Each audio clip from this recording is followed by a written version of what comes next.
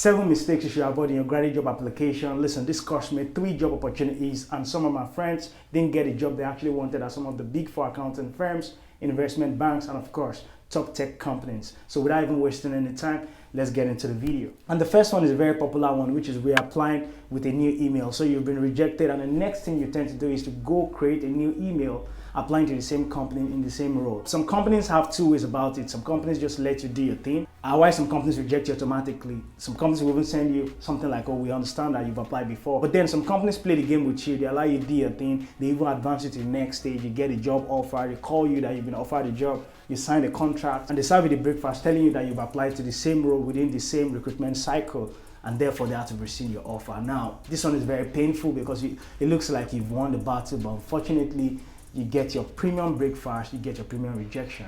So my top advice is, if you've been rejected by a company, just move on. There are many companies out there that can give you the job you're actually looking for. So don't waste your time on one particular company. And the next popular mistake I believe most international students make in their job application is having a poor visa negotiation skill.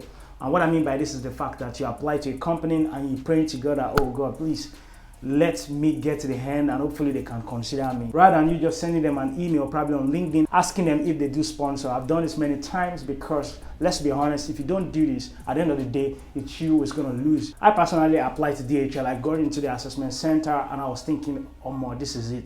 Only for me to be served the premium breakfast just before the assessment center that they cannot sponsor my visa. So you have to proactively understand that you need to communicate this with the company. Now, the question you might be thinking of is, oh, when do you then ask during the application process? For me, there's nothing wrong in asking even before you apply. If you want to protect yourself, probably you don't want them to single you out, you can send a recruiter a message on LinkedIn that I would like to apply to this role. Do you guys sponsor? And if they do sponsor, they'll let you know. If they don't, or more, you just save your time, you save stress, and you move on to the next company. Listen, any company that can't sponsor you, you don't want to apply to. There's another controversy. Some companies want to see that you're already on post-study visa. The next thing they do is, so they tell you, oh, you know what, don't worry, let's put you under consideration. Let's see if you would perform well. Listen, there's no time for that thing. If the company is not willing to sponsor you, I genuinely believe you should keep searching for other companies. If you don't have any option, it's okay to accept that particular company. But if you can still keep looking out, because it's you who's going to lose at the end of the day. What happens if a company tells you at the end of the program they can't sponsor you? So that's something you need to consider.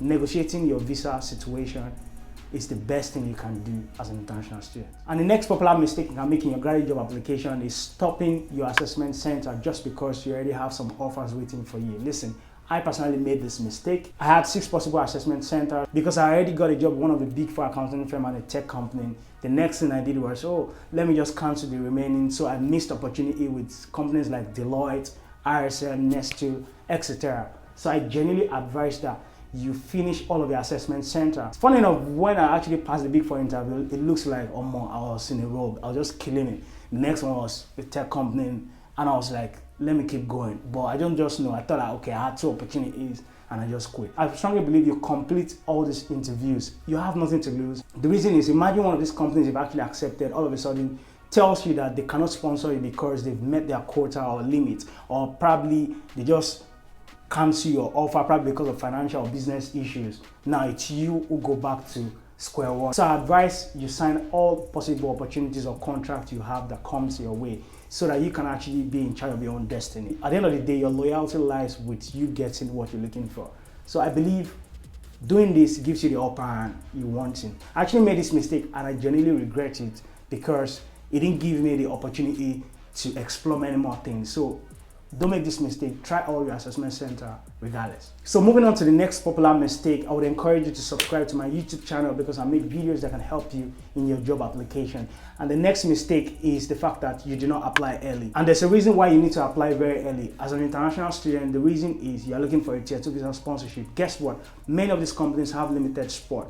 I've seen instances where a few of my friends, their offers were rescinded because the company could not sponsor them. They've met their limit. So the best thing you can actually do is to apply as early as you can so you can actually guarantee your spot. So the question is, when then do you apply? The peak period of graduate job start from September to like December. What you have left from January will be on a rolling basis, or the remnant or any new opportunities that comes in play. You don't want to be in that situation. You want to put in your application as early as possible and guarantee your spot in the graduate route. And the next one is a very popular one. It has happened to me, I'm sure it has happened to you, and this one is self-rejection.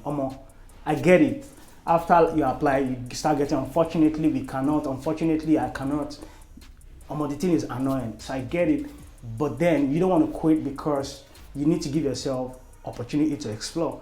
The way I always say it is that after I get rejected, I just be like, man, let me just keep trying. What do I have to lose at the end of the day? So speaking with a few people, I've come to realize that many people automatically just assume that they cannot get into all these top companies because they feel like they don't have the skills, they don't have the experience. One thing about graduate opportunity is that they don't require to have so much of experience. So you can usually get into these companies based on how well you can strategize. You don't want to reject yourself without even trying. Some people think, oh, it's not possible to get to the big four, it's not possible to get to the investment banks. Listen, many people that actually go into this company don't know anyone. I advise you stop rejecting yourself. What do you have to lose anyway? Just go for it. Another popular mistake you can make in your job application is not being intentional. Now, this looks like it's generic, but it's not. I remember when I was applying to jobs here in the UK, I applied to over 80 companies and I was rejected in everything. And I found out that I was here and there, applying to every opportunity that I see. I couldn't care less. I was just using one CV, doing everything the way I wanted. But being intentional just means you proactively understand what's your top skill, what industry are you attracted to. Of course, you also want to tailor your CV to the jobs you're applying to. Understand that you need to identify a few companies you'll be applying to and the roles. You can target like 20 companies at least, practice mock interview. People sleep on practice mock interview. A few people waited like 2 days to the interview and the next thing they'll be like, can you help me or this and that. I genuinely believe you need to practice mock interview even before you start perceiving any possible chance for interview. When I was applying, I was already doing my mock interview like 3 months before I even started interviewing. When I got into the interview period, I was acing it. I practiced over 50 popular interview questions and actually that kept me going. So you want to be intentional and you want to be strategic. One thing you also don't want to sleep on is diversity initiative programs for Black people. It's very competitive in a graduate program, so you want to set yourself apart. So apply some of this program made for people from a low income background or people that are actually underrepresented. So that's one thing. You need to be intentional in your application. Another popular mistake you can make is that you're not strategic with respect to the location. Many people always choose London, all these popular areas. Of course, one way you can set yourself apart is looking into areas people probably don't want to go. I'm not saying you should choose areas you probably don't like, but you can look into areas that are not the most popular. Because I won't lie to you, the competition is crazy. So if, for example, 300 people are applying to London, if the company is looking for people in other locations, the fact that you are very flexible and the fact that you are willing to adapt to the situation, the company can consider your application. Imagine about 100 people pass the interview and the company needs to recruit probably 90 people, 10 people now is coming. But what can actually set you apart is the fact that you are very flexible and adaptable. So be strategic with the location. I did this, it actually made a difference. But it don't guarantee you nothing, but I believe it can also help in your application. That being said, I'm building a community that can actually help you in your job application. Of course, we provide resourceful information that have actually made a difference in helping people get the job they want. So reach out to me, drop a love emoji in the comment section, and of course I'll be willing to add you. One more thing though, so you have an idea of the mistakes you should avoid in your graduate job application, but guess what? You can complement this piece of information by watching my Big 4 interview experience and of course the questions I was asking my Big 4 partner interview. See you in the video.